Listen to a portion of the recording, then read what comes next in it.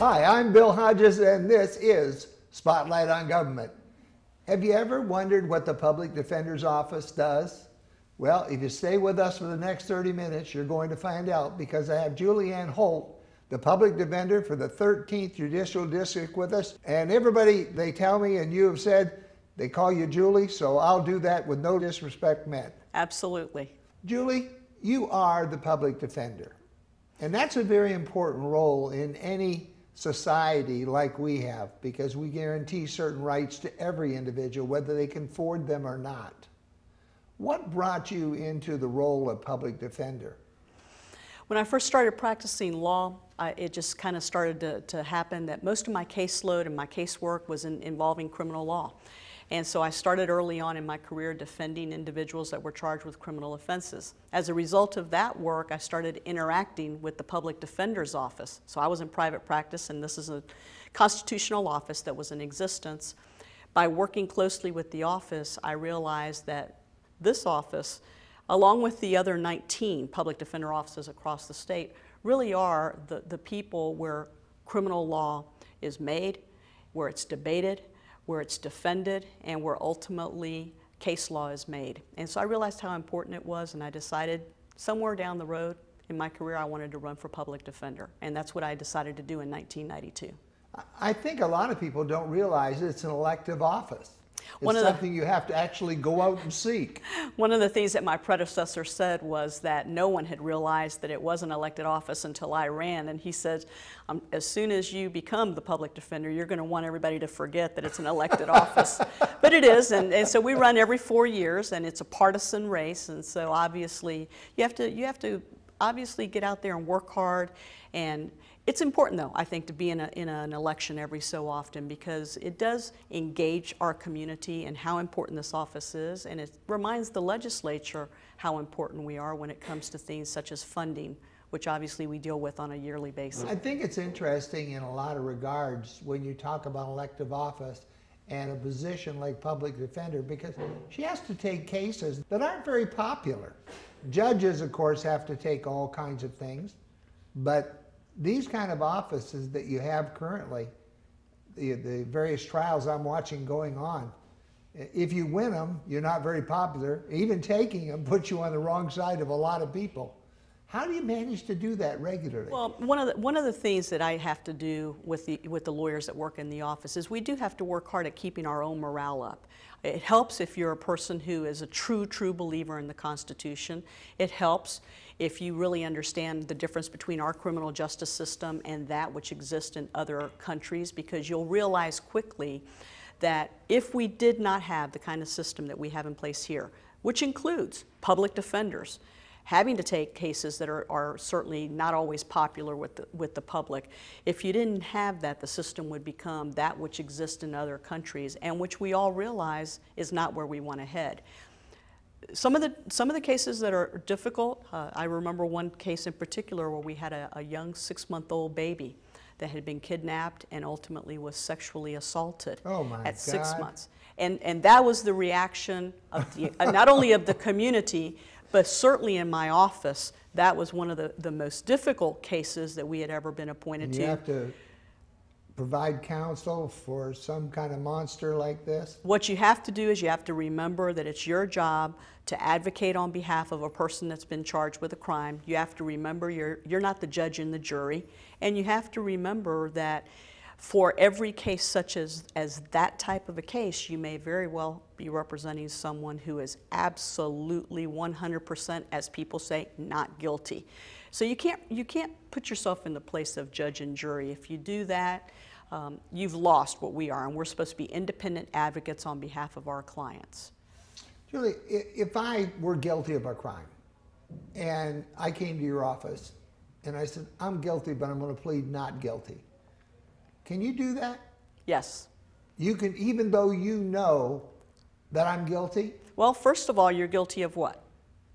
Whatever the crime was that they arrested me for. Well, because you may... I threw a rock through a window. You may perceive, okay, let's assume for a moment that you were charged with some type of crime that involved a difference in monetary value. What if you've been arrested for a felony for throwing that rock through the window? What if someone has said that the window's value is $10,000 when you and I both know it's not?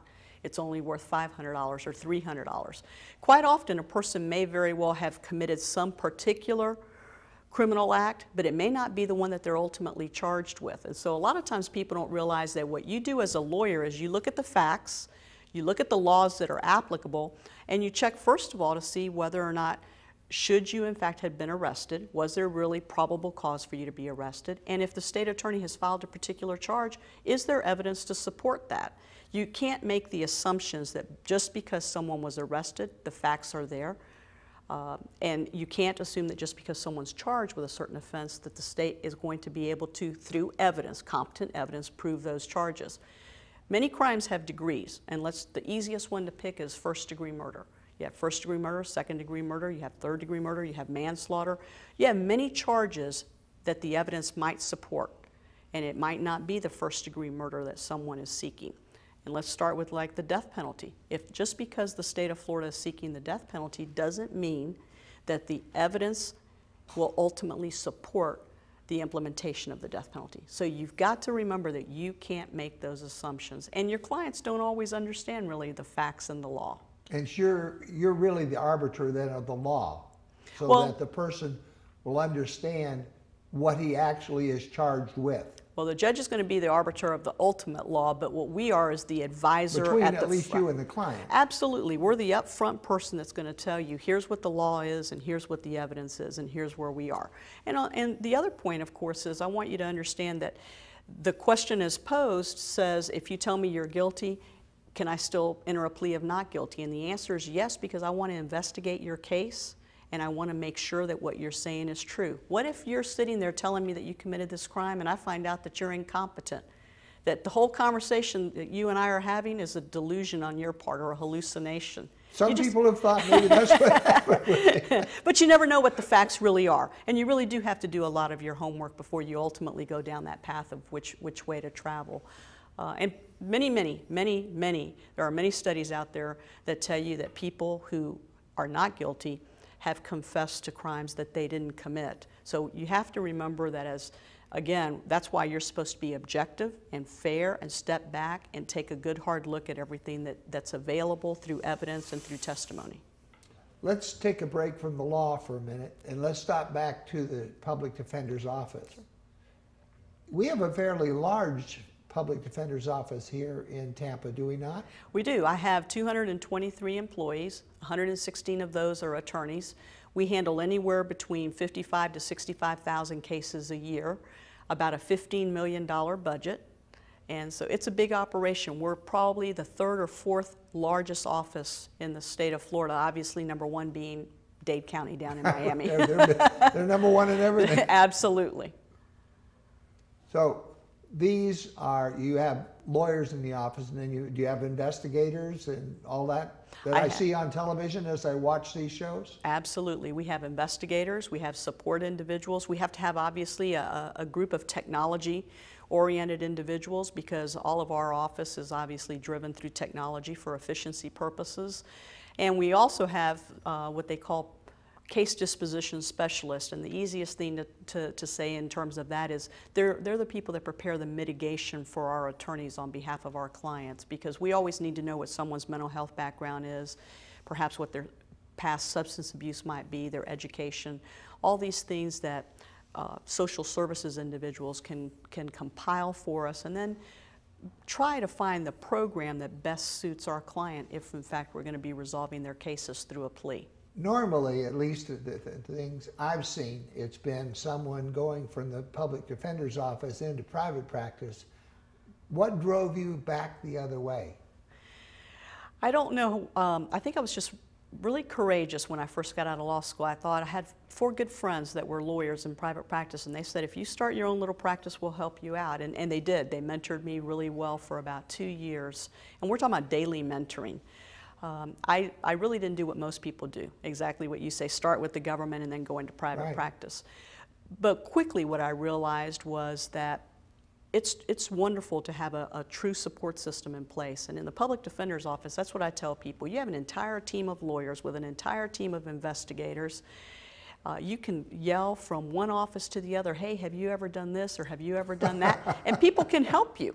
And it's a camaraderie and that it's not really competitive as it might be in some law firm. Exactly. It's not. It's camaraderie. And it's a wonderful environment, especially when we have a lot of inexperienced attorneys that are trying to get out of law school and figure out where do I want to find myself in a few years. You can have a tremendous impact on a lot of people's lives by helping them, mentor them, and helping them mature rather quickly, because if you think about it, you're in the courtroom within 2 weeks of being hired in our office. We have a 2-week orientation period, and then you're in the courtroom and you're carrying a caseload. I have a very good friend in Cincinnati, Jim Bogley, who's in the public defender's office there in Ohio. And Jim's a Toastmaster also, and he started out one day with a speech that he did. It was a humorous speech.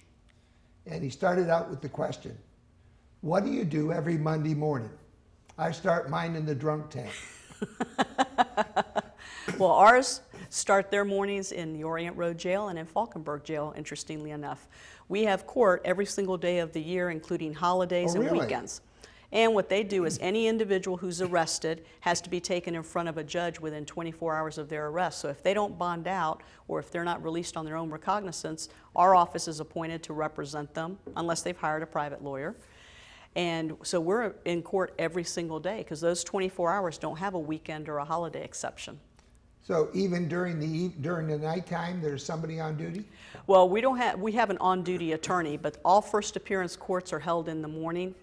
On the weekends, they start as early as 7:30 in the morning. During the weekdays, they were a little bit better. We start at 8:30 in the morning. But what that means is people have to go to work about 2.5 hours earlier in order to prepare, because you have anywhere between 75 to 150 people arrested every day that are going in front of this judge. Wow. What is the average pay for one of the people working in your office as an attorney? Let me tell you what the starting pay for a brand new lawyer is.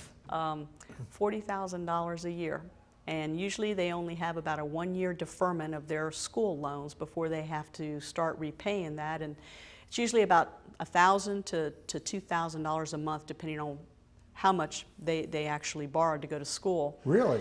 And it is. A month, and it makes it very hard for people to stay working in our office. Now, the good thing is as you move from bureau to bureau, there's a little bit of an increase. So you'll jump up to about $43,000, then $45,000, and ultimately, when you get to the felony, the first level of felony, it's about $50,000. But the average in our office is you're still $2,000 in the hole from every month, and the average is still going to be somewhere in the range of between $55,000 and $65,000.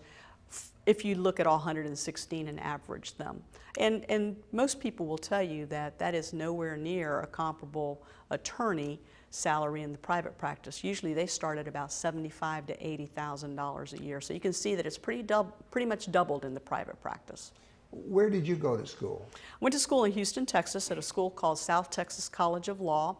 A former state attorney here by the name of E.J. Salcinas in Hillsborough County sat on the board out there and was great friends with the dean, and he had a lot to do with a lot of individuals from Florida going to school in Texas. And coincidentally, my mother had a sister there, so I was one of the fortunate people. I lived with family the entire time I was in law school, which that cut down your $1,000 a month? Absolutely. I had to borrow just the money to go to school. And so that was a great luxury, and that way I didn't miss my family either. So when you're away from home sometimes for the very first time like that, having family support is an important thing. Speaking of family, do you have any children? I do. I have 2 children. I have a son that just turned 13, and my daughter will be 15 here in about a week after school starts. Both of them good students, both of them very cognizant of the work that I do, and I take them to court often enough for them to think that they would never, kinda. I mean, it's pretty good because they actually get to see that it's really true. When I tell people that we've had an 8-year-old arrested before, an 8-year-old, you know, it's hard to believe that, but you know, taking them to court and letting them see just how young some of the young offenders are, I think it makes an impression. Well, in the neighborhood I grew up in Detroit, thank God I got out of there because 3 of my friends, one of them died of an overdose, another bank holdup, another 3-time loser in Jackson. So you deal with some people who weren't lucky enough to get out of there. And if I go to jail and I don't have the wherewithal, how does your office start helping me? Well, the first and thing... what is the criteria? I was just going to say, the very first thing that has to happen is that you have to be appointed based on your financial resources, or frankly, the lack of financial resources. And once you fill out an affidavit of indigency, and by the way, our services are not free, you actually have to pay an application fee. And if you don't pay it up front, you have to pay it obviously at some point in time during your lifetime. Oh, really? You do. And it's not a lot, but if you think about it, if everybody that we represented paid $50, times 60,000 cases, you can imagine where if you could generate that money, it would certainly be something that could help the criminal justice system. We're not able to collect that much. We probably collect somewhere between cost and fees about $30,000 to $40,000 a month. I was going to say, these people going to jail, they don't, you know, out of their $2 or whatever they get a day, not going to pay back much. Exactly. But once you're appointed by either the clerk's office or by the court based on your finances, what we start doing immediately is we start investigating. We start looking for the police reports. We start looking for any videos that may exist, any audios that may exist. We start interviewing witnesses, and we have a fund that's called due process costs that allows us to hire experts if necessary to evaluate our clients. We can take depositions, we can hire handwriting experts. So we do have the due process dollars that allow us. It's not the same as someone handing you $1 million and saying spend whatever you have to spend to represent me, but we do have the ability to do things that are necessary. And we start the process going. And usually what happens is most cases are going to be pending somewhere at least a year if you're in the felony arena. Juvenile cases are resolved a little quicker, probably somewhere between 3 months to 6 months. Misdemeanor court's a little bit more like between 3 months and a year. So the majority of the long pending cases happen to be in the felony area. And then if we're doing death penalty work, that can come up as high as 3, 4, 5 years in order to properly prepare cases. But we do have the ability to advocate well. We do have the ability to use these finances that we have. Most of the problems that we see are mental health problems, substance abuse problems. A lot of times it's a lack of education, a lack of the ability to really understand perhaps what you and I take for granted, that if someone reads us, tells us it's improper to do this, you and I understand it, where some people just really don't have the processing ability. I think I read somewhere in the court, or in one of the documents, that the average reading level in prisons was something like 3rd grade, 4th grade? It's extremely low. It's extremely low. And you can see a correlation in that. And what's really interesting is right now, in the state of Florida, you really do have a little bit of a change happening. And it's casual. It's not something that's burning edge for anyone. But you're seeing people that are in the Department of Corrections themselves recognize that there is a correlation, and that if you can educate someone while they're in prison, or if you can teach them a skill, that certainly allows their reentry into the community to be a little bit better. And it's twofold. It may or may not get you a job. That's not really the only correlation, but what it also does is it elevates your awareness of perhaps the difference between right and wrong. It teaches you the value of life, perhaps, as well as the value of making the right decisions. And I think that if we are able to spend a good amount of time, and it's going to take money, if we're able to do that when people are in the Department of Corrections, and really the Department of Juvenile Justice also, I think that society wins ultimately, because you want someone, if they've been to prison once, that's what you want. You want someone to not be a repeat offender. The first thing we want is don't offend at all. But if you're going to offend, we just don't want you to be a repeat offender. And the correlations that are being drawn by studies that are being done within the prison population themselves. So so the people in the department believe in them. They can see the results are working, and I think that they'll do a good job in the future of trying to help our community, our society, by accepting the responsibility that you have a captured audience. You have a captured audience, let's make the most of their time. Representative Reed and I have talked about this at great length, because she was on the criminal justice system up in Tallahassee. And I don't understand, folks, why we can't set up schools in these prisons. Instead of people watching TV or playing cards or walking around the yard or getting bulked up bigger than the guards. We can't require them to go to school and use anything they pass as good time. Well, interestingly enough, and I know that the discussion of credit time and good time is really problematic, and it's caused a lot of problems in the past, but you'd be surprised at how the larger part of the population, if you give them alternatives like learning a skill or going to school, they will avail themselves of that.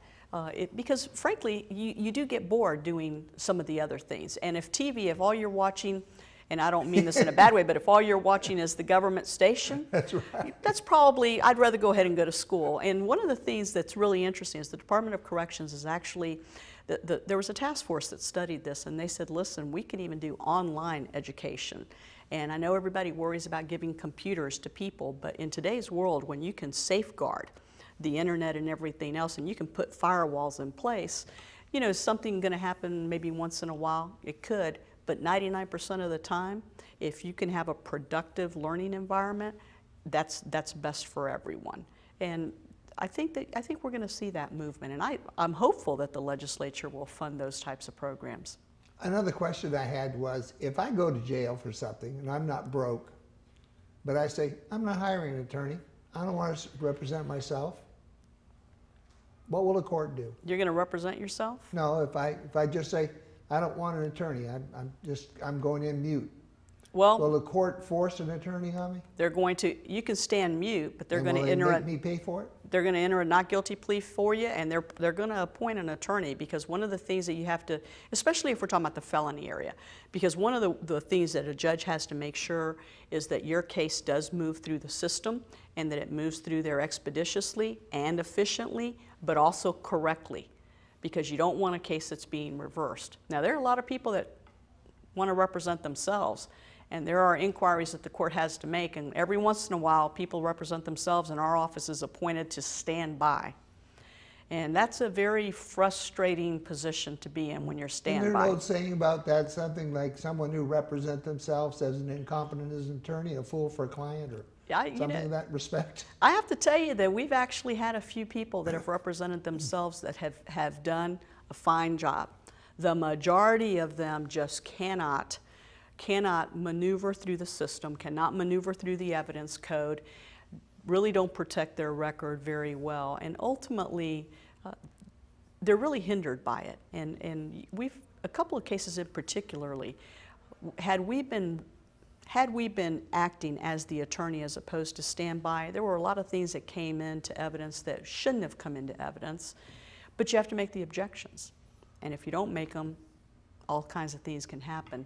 And I think that the ultimate result of those cases was affected by the fact that the person was representing themselves.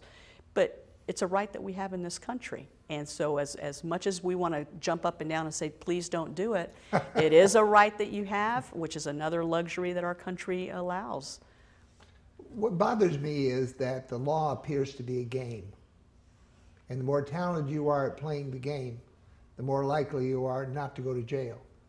I look at the prison population, and you don't see them loaded down with rich people. You see them loaded down with poor people.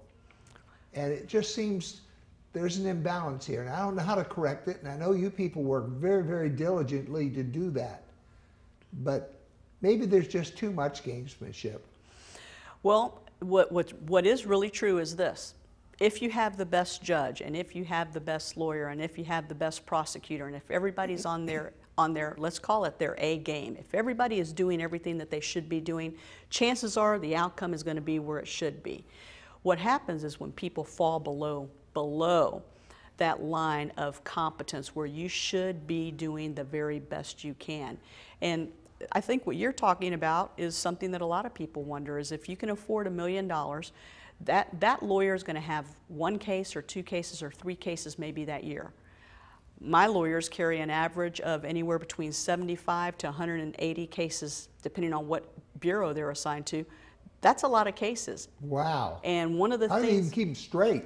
And that's one of the things that we tell people. We're trying to have a weighted caseload study done because we're trying to convince the legislature that there really is a number at which you just cannot be doing the good work that you should be doing. Every single client you have deserves the very best of you. And you're right, at some point in time, what's the number where that may break? And we're very dedicated to trying and convince the legislature that it's the right way to go forward as it relates to the funding of the public defender offices and the proper level of caseloads. And you just have to, and it's going to have to be a year-by-year review, but you just have to do those things. We have, at one point, we had 14 death penalty cases in our office. And wow. The recommendation is that you not try more than 1 or 2 death penalty cases as a lawyer per year, primarily because of how much. That's a lot even. It is. I would bet you that most lawyers don't even get a case like that, let alone 1 per year. You don't get that many of them, and it's hard to stay as an expert in that area. It's hard to do that type of work. More importantly, it's emotionally and physically draining. I have one case that I'm handling right now, and I've been handling it for several years now, trying to get the case ready for trial. I've taken over 150 depositions in that case alone. Wow. That's just one case. And so, just keeping all those straight. keeping everybody's name straight, making sure you have all the facts straight. And imagine if you have 4 or 5 cases trying to keep everything on task. And it's not like you work one at a time. You have to work everything parallel because you can't let anything become stale in a case, and you just have to keep moving everything forward all at once. So it's hard work, it's grueling work, but I want you to know it's the most rewarding type of work that you can do, because you do know that you're not wearing the white hat, and you do know that you have to be self-motivated, you have to really care about what you're doing, you have to be passionate about the practice of criminal law from the defense side. Wow. You know, Julia, a Greek philosopher well over 1,000 years ago, probably over 2,000 years ago, made this statement: the law is a spider web. The elephant passes through and the fly is trapped. The only hope that the fly has is your office.